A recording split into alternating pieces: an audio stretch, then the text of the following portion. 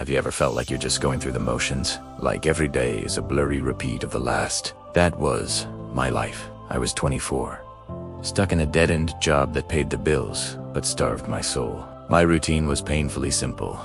Wake up, commute, stare at a spreadsheet, commute back, microwave dinner, and scroll endlessly until my eyes burned. My dreams, they were collecting dust on a shelf in the back of my mind.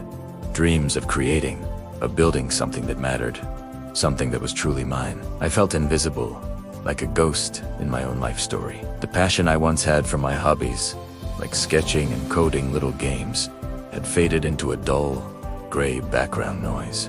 I was convinced this was it. This was what being an adult meant.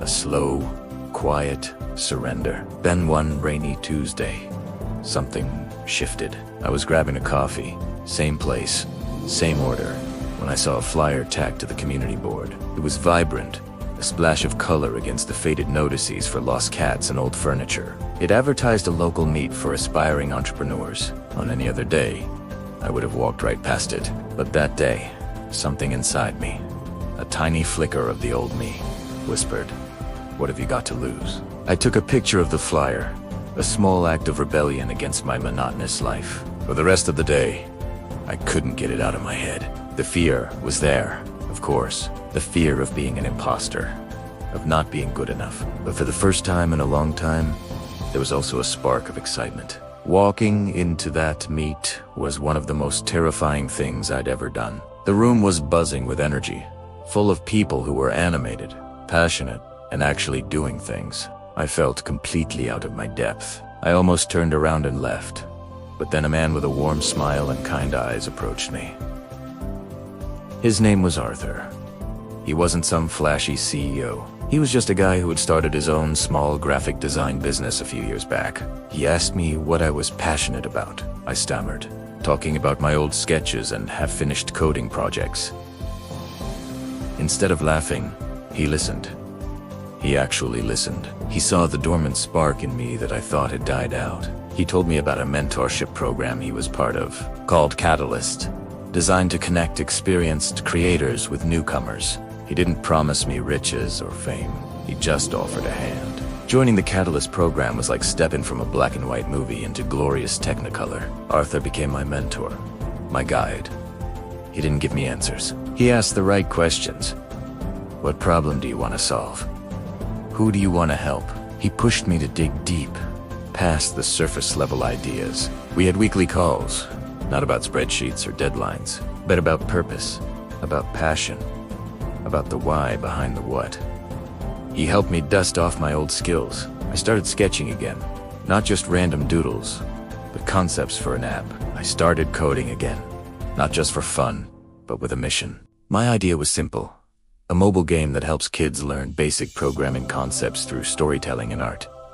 It was a combination of everything I loved. The process was hard. There were moments of crippling self-doubt. I had bugs I couldn't fix for days. I had designs that looked terrible. There were times I wanted to quit and crawl back to the safety of my boring job. But every time I hit a wall, Arthur was there. He wouldn't solve the problem for me, but he'd share stories of his own failures, of the times he almost gave up. He reminded me that every expert was once a beginner. He connected me with other people in the program, a writer who helped me flesh out my story, a musician who composed a beautiful soundtrack for my game.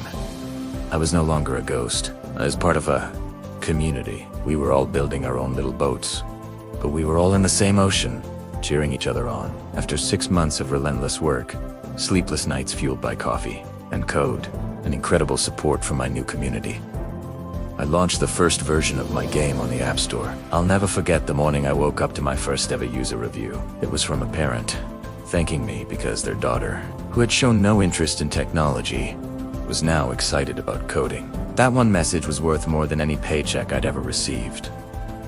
It was a feeling of pure, unadulterated purpose. I had created something that made a small, positive impact on someone's life. Today, my life looks nothing like it did before. I quit that dead-end job. I now run my own small studio, developing educational games. It's not always easy, and the fear never completely goes away. But the difference is, now the excitement is always stronger. That one chance encounter, That one small decision to check out a flyer set off a chain reaction that completely reshaped my world. It taught me that you don't need a grand, earth-shattering moment to change your life. Sometimes, all it takes is one small step, one conversation, one person who believes in you before you believe in yourself. If you're feeling stuck, if you feel like your dreams are gathering dust, just look for that flyer. Take that first small step. You never know who you might meet, or more importantly, who you might become. Thanks for watching, and don't forget to follow your own spark.